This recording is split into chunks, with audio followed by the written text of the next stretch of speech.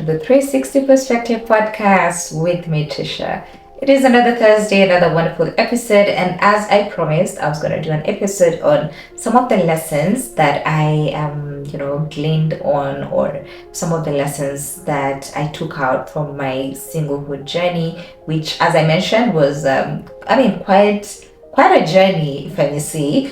But the beauty about every journey that we go through, it's never in vain, and there's a lot of lessons that we can gain out of it.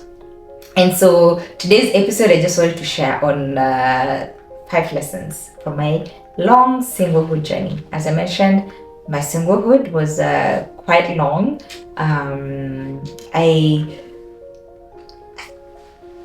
I'd say previously I was in a number of situationships that didn't work out, which I thank God that they never worked out, and just dating here and there, but not like as a godly, stable relationship. And so my now husband, I'd say he's the man that I met and seriously dated, and which led to marriage within 1 year, which I shared in the previous episode.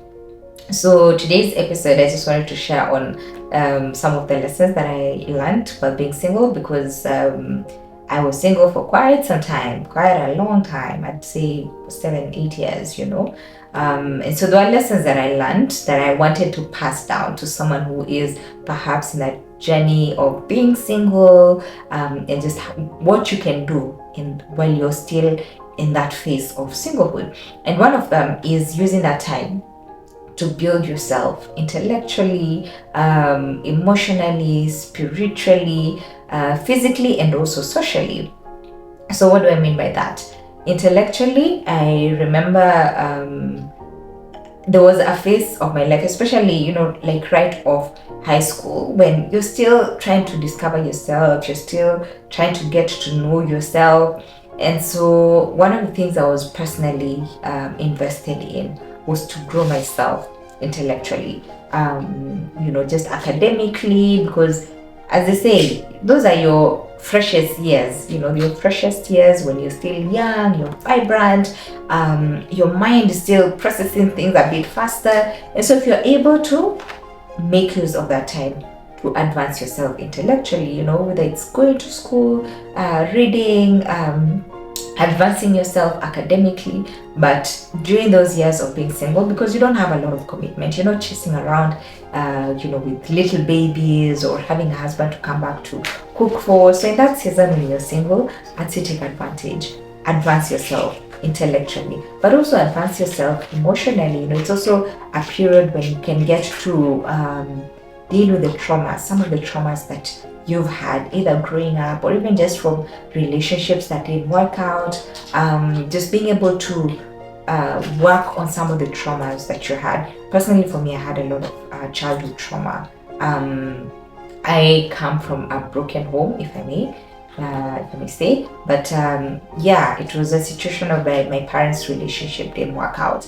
And so growing up as a child, I grew up in a very messy home, at some point I even had a stepmom, and I shared this in the very first season of the 360 Perspective podcast, which you can find on Spotify or Google or Apple Podcast, the very first season, just my journey growing up. But yes, I grew up in a broken home, and at some point I had a stepmother, and it was just a whole lot of drama. There were days when there would be fights at home. It was just messy. It was just one of those journeys that I don't even like remembering, And I'd say interestingly enough, that's the season that really shaped my relationship with God, because being a child and just watching all this drama unfold in the home, I needed an outlet for my frustration. And so I thank God that my parents, would take us to Sunday school. And so my faith in God became grounded through Sunday school, just going to church and hearing about this God and establishing my relationship with Him. And so when all this drama was happening at home, my outlet was God. I'd go back to God and be like, God, like, what a mess is going on here, like what's going on with my parents.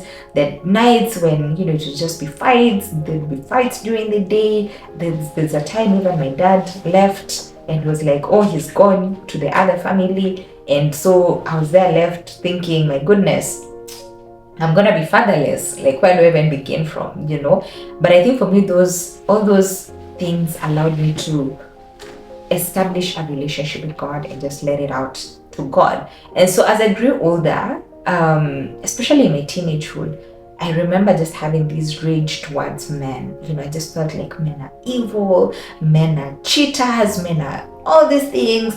And honestly, I didn't even have the desire for marriage. I was just like, marriage is a scam, just based off on what I saw in my childhood. So I really didn't have a desire for marriage.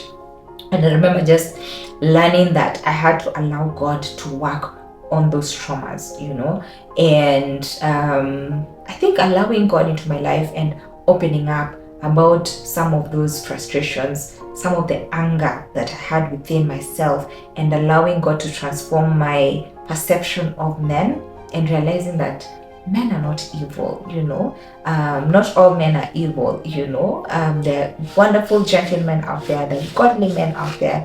And so my singlehood journey, I took advantage of it to allow God to deal with the trauma that I had. And part of it is also just seeking counseling, just depending on how you've gone, like how you manage your trauma and just how much trauma you also have. I'd say also just seeking professional help, whether it's seeing a therapist and going for session. It's part of the preparation that I'd say take advantage of it when you're single, because once you're married, those things amplify, and sometimes it's even too late, to now start dealing with your childhood trauma, and then here you are, you're dealing with somebody else who's in your life.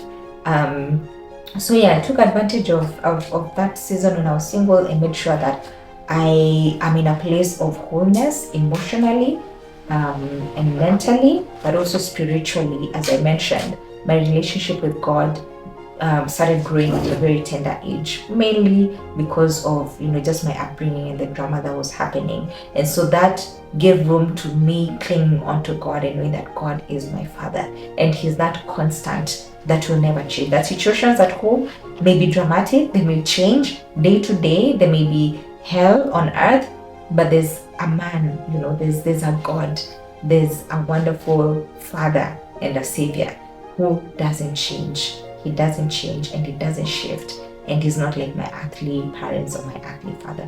And so I was able to continue to develop my my spiritual relationship with God. And so that's one of the things I'd say. It really sets you apart, as I mentioned in in one of the episodes about just also how I met my husband.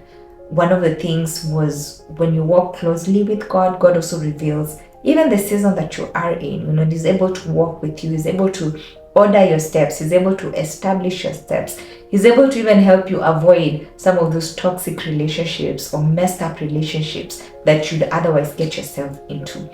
And so those are the benefits of just growing yourself emotionally, intellectually, but also socially. Just growing your social skills, interacting with people, being able to express yourself, and then physically as well. Just being able to take care of your health, whether it's eating healthy or working out, just keeping yourself attractive, regardless of your age. But that singlehood journey that's a muscle that you can begin practicing and not waiting, till marriage or till you get kids to start going to the gym or working out.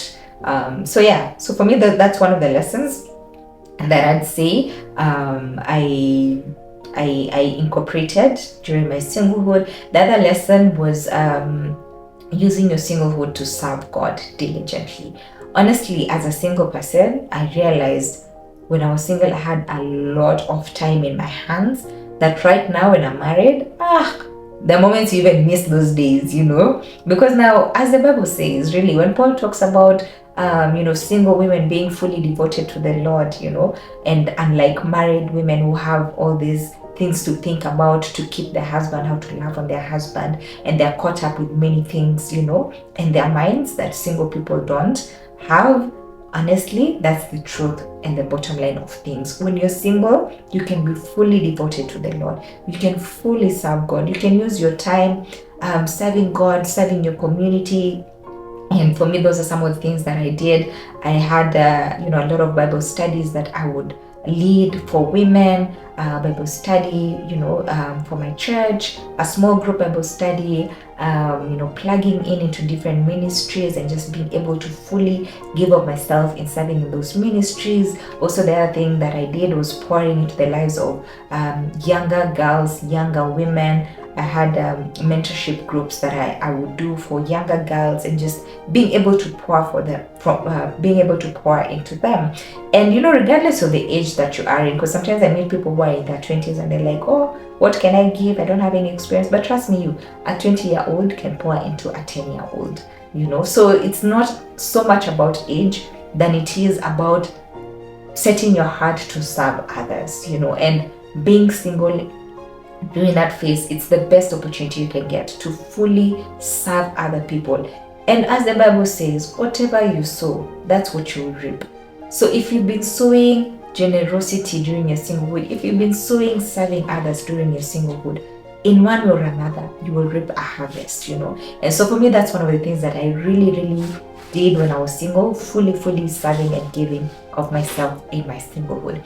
The other third lesson, which I've mentioned in the previous point, is using your time to mentor and pour in the lives of genders, same gender younger than you. So if you're a man, pouring the lives of other younger men and mentoring them. If you're a lady, pouring into the lives of younger women and mentoring them. And I'd say part of the things that helped me even in the mentorship, besides just pouring into them, trust me, those younger people kept me in check.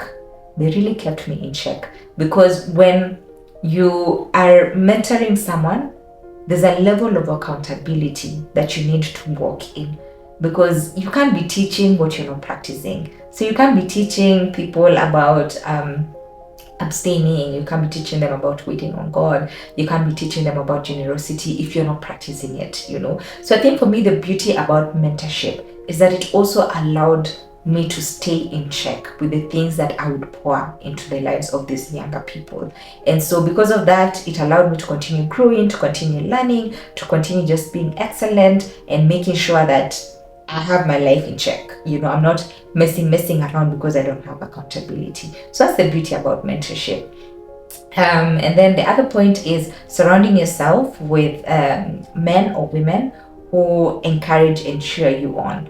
Honestly, the singlehood journey can be discouraging. It can be tedious, it can be exhausting, it can be frustrating, it can be lonely. And so you really need a community around you.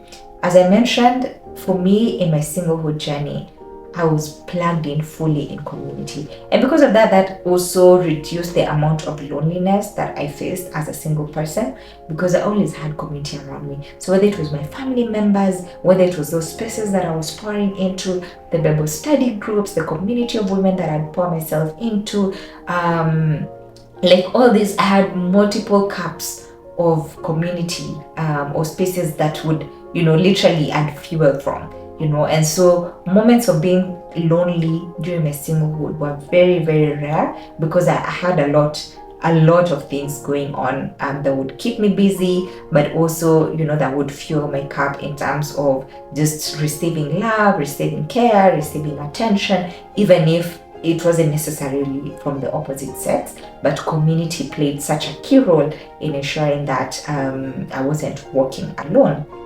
And the other point is seeking older, godly, wise counsel, particularly older women. As I mentioned, before I got married, older women, older, godly, wise women played such a key, important role in my courtship journey, especially in just being able to rebuke some of the foolishness as a young woman that I had, and just being able to call it out, that genuinely my peers and my friends couldn't call out that foolishness, because you'd think maybe they're being jealous, or you wouldn't take them seriously. But when it's an older woman who has really nothing much to gain from telling you the truth, you will listen, and you will be able to acknowledge whatever they are saying. And so for me, I'd say the role of surrounding yourself with older, godly, wise women or men, if you are a man, is very, very critical during your singlehood journey, especially even when you're in the phase of dating. Trust me, those wise older people, they'll be able to tell you some truths that either your peers won't tell you, or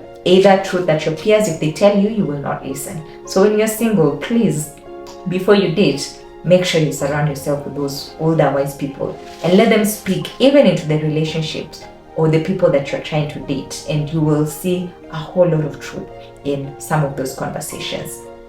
And then finally, your marriage will be determined by the decisions you make now as a single person. They say healthy singles make healthy marriages. Well, not all the time, but at least if you're working towards being a healthy single person, if you've dealt with your traumas, you're growing yourself intellectually, you're positioning yourself to always be teachable, to always learn, to know how to handle conflict, you're growing spiritually, then that will also replicate in the place of marriage. So I'd say if you are single, work towards being a healthy single, work the way you'd want your marriage to be.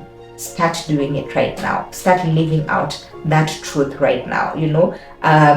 If you're someone who's flirtatious or struggling with lust, trust me, they say marriage doesn't cure that. So you better start working on those things and ensure that the way you'd want your marriage to be, start being that right now. Start practicing those things right now. And trust me, you will be grateful once you enter into the place of marriage. So those are some of the 5 key lessons that I learned through my singlehood journey, and I'd love to know, are there any other lessons that you would want to add on to what I've shared? If there are, please go ahead and let us know in the comment section some of the lessons that you have gained on from your journey of being single. If you're single and waiting on God, or even if you're married, what are some of the lessons that, looking back, you'd love to pass on to the people who are single? But that's it for today's episode. Looking forward to seeing you next time.